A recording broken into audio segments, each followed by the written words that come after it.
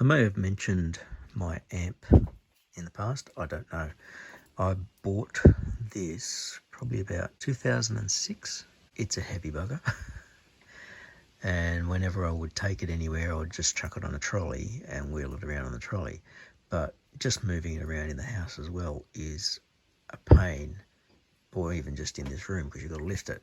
So I bought some casters and setting them up so that I've got like a fixed caster at one end and pivoting one that also lock at the other end, so you can basically just push it around from one end and then get it in position, lock the wheels, and you're right. So I've got to flip this over, take the feet off it and mark where these holes have to go. And I'd bought bolts and washers and everything the other week when I'd gone to buy screws for making the shelf. So I better get on with it. So I want to make sure that because I'm using bolts, they've got to go all the way through. So I've got to make sure that I miss the bit of timber that's at the back of the speaker. And there's a bit of a lip here, which means that it's going to be probably further in. This screw probably might go into the edge. So I've got to cut my vernier.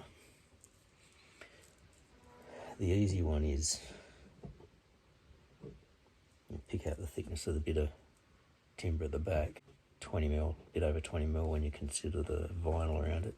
So I can just use that to know how far in that's going to be. And then I can also use this depth setting to go right up against the back of the speaker grill. And that shows me that the speaker grill is here, which is just a little bit in from where the screw is. So I'm going to take these out and then I can work out my positions for screws and stuff. It's typical of when screws go through vinyl and stuff.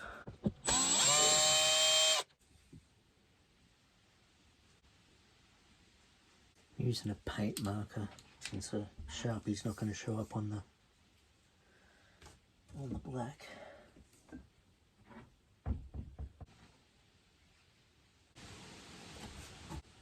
I want them to be as close to the edges of the amp as possible to try and just give a bit more stability. And from the look of it, that one might.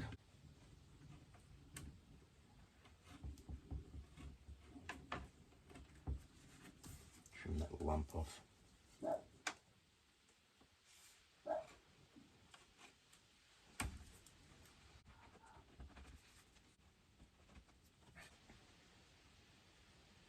It's kind of hard to square up something too that's rounded on the edges.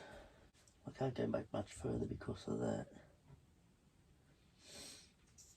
Unless I go back and make the screw the first spot, that might add to the stability. And even though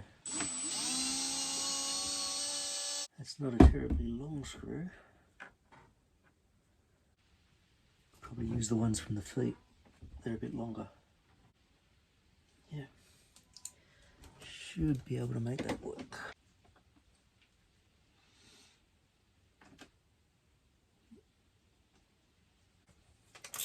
Here goes something.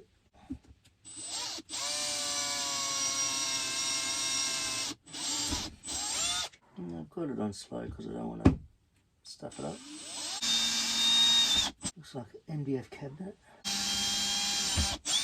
As long as it slips through, I'm happy. That's an absolute rort how they sell these things at Bunnings. Box of 12 was the largest box I could get of these M6 bolts. And they came with a nut, but I had to buy washers myself. Boxes of washers, 12 washers. That in that, not waste. Okay, so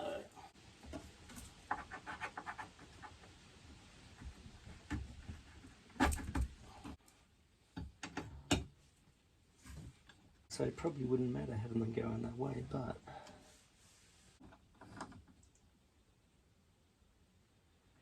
I'll still do it that way. With these, it doesn't matter that the bolt's at the top. It's going to be easier to manhandle a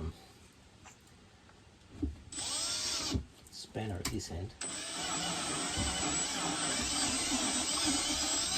Just enlarge the holes a little bit.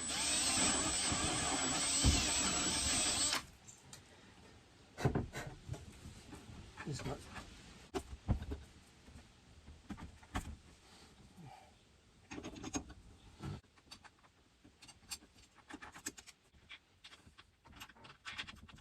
On the ones that swivel, I'll have to chop the top of the nut off, the bolt, the leftover, and because there's no sort of flange come out the side with these, it'll be easy to get in on them and just chop them off, even if I use a little Dremel clone instead of a grinder. I'll use the black because it's longer to go back into there.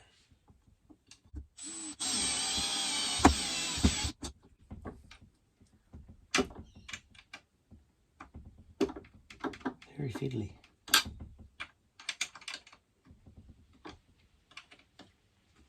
These ones should hopefully be better. The spinners. It's too tight a space to fit socket into.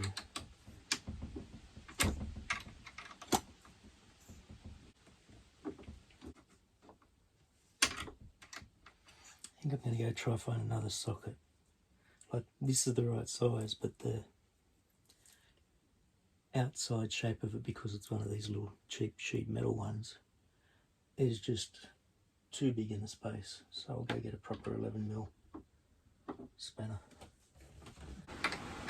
In the time that it took me to run down to the shed to find the right spanner, it started raining.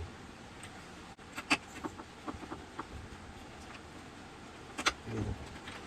I probably could have done with a 30mm bolt. I didn't sell them. I've got 40s, which means a socket won't go over them. I don't have long sockets.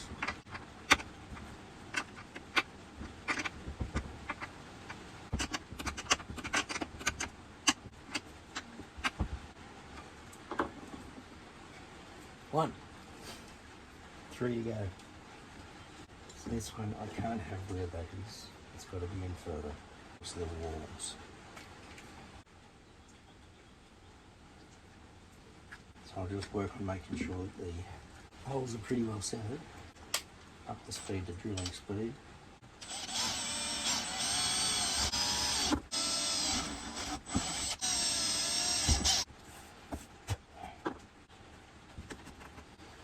The way it blows out in the bottom is annoying,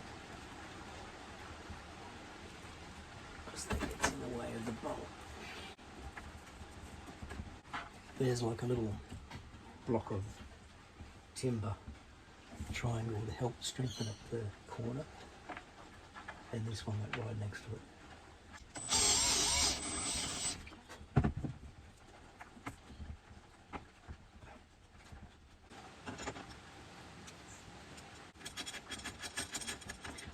I'm glad this room doesn't have carpet at the moment. With the MDF dust I'm putting on the floor, easy to vacuum up at least. I was going to do it out on the balcony, but I just had a feeling it was going to rain. I'll just get on with this. Down to the last caster, I had great. Somehow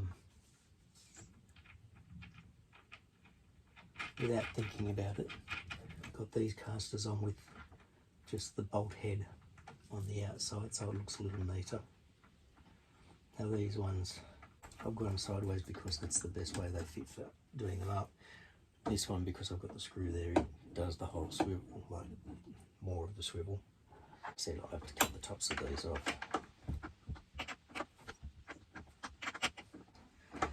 as I look down at those two, it doesn't look like they've got them parallel. So I don't think they'll wheel too well. I'll find out. I might be able to loosen them up and line them up a little better. Okay, job almost done. So I've got to cut the bolts at the bottom of the rotating wheels, but they seem like they're okay. There's a little bit of play in them, so they may all come out all right. It feels much better being able to just move this around without having to lift it. Something I probably should have done a long time ago, but granted, this hasn't come out that much in the last 18 years. I think it was just for school carnivals when we didn't have a PA system. I bought my own speaker, my own amp. But I'm glad that I did it with the bolts towards the bottom and the cup heads in here, because this is where I keep the cords and everything, like the power cord from it. It's just like a regular computer. Oops, you can't see it. It's just like a regular computer plug, this sort. So if I ever lost this, I know I could get another cord easy. But yeah, you throw my guitar cables in here, extension leads and that sort of stuff. So the fact that they won't get caught up on the tops of bolts, I think is a better way of doing this. Another job done. Well, I've already had to make one adjustment to this. The wheels that were towards the front of the amp weren't far enough forward, and there's a lot of weight obviously in the front of the amp, so it was very easy to just tip it forward, like coming back. Now it's, if I tilt it forward, it wants to fall back now. Whereas before, all I needed to do was tip it about that far and it wanted to fall on its face. So that means that the two at the front have 2 bolts and then 2 screws going into the